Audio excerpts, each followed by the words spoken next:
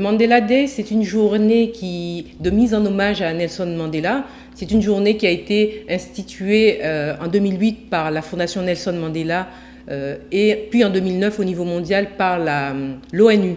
C'est une journée au cours de laquelle on va mettre en avant le travail, le combat de Mandela. Et c'est une date symbolique puisque c'est le 18 juillet. Le 18 juillet, date d'anniversaire de Mandela. Le concept même du Mandela Day s'appuie sur une invitation pour chaque citoyen du monde à consacrer chaque 18 juillet 67 minutes de son temps au service des autres, en hommage aux 67 années pendant lesquelles Nelson Mandela a été au service de l'humanité. Concernant le programme, nous proposons donc une manifestation en 2 temps. Donc, dans un premier temps, il y aura donc l'inauguration de l'avenue Nelson Mandela. Et pour ça, il y a une petite organisation qui est prévue. Donc, rendez-vous, un rassemblement est prévu sur le parvis de la mairie à 15h30 pour l'ensemble des invités. Et 15h45, il y a un acheminement en bus sur le site de l'inauguration.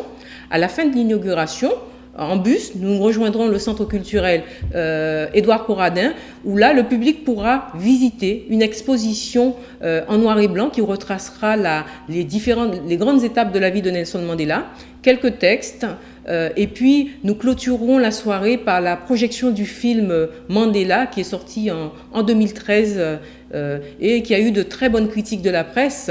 Et même Mandela avait été convaincu par la prestation de l'acteur principal qui jouait son rôle, Idriss Elba, je crois. Oui, nous espérons un public très large, Saint-Claudien, non Saint-Claudien, on n'est pas sectaire, nous acceptons tout le monde.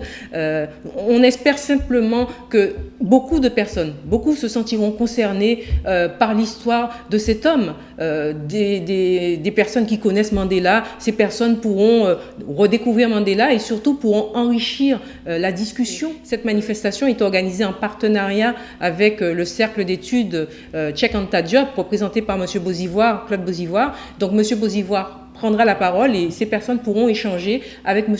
Bozivoire.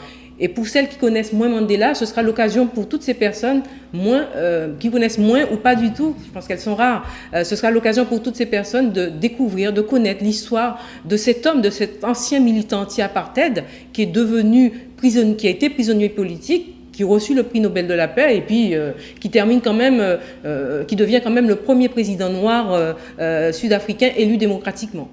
Ah oui, tout à fait. Nelson Mandela nous laisse vraiment un très bel héritage.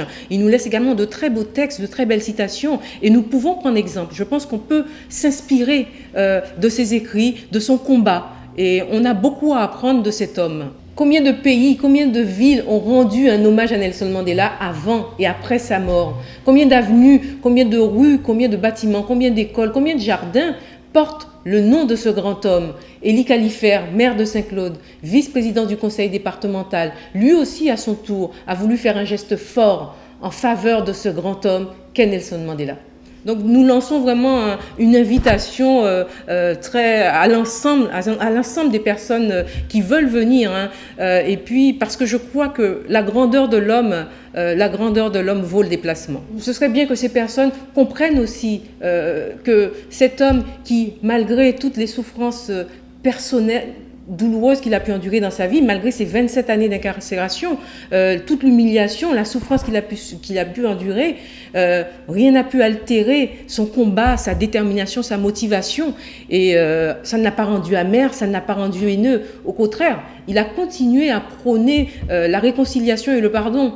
Quand on sait qu'on vit dans une société où la société du chacun pour soi, on a tendance à rendre coup pour coup. Quand on connaît l'histoire de Mandela, on se dit quelle belle leçon de vie.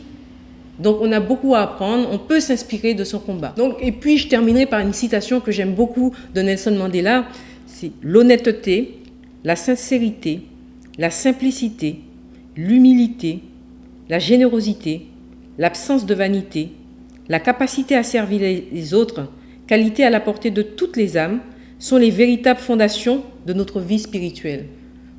À méditer.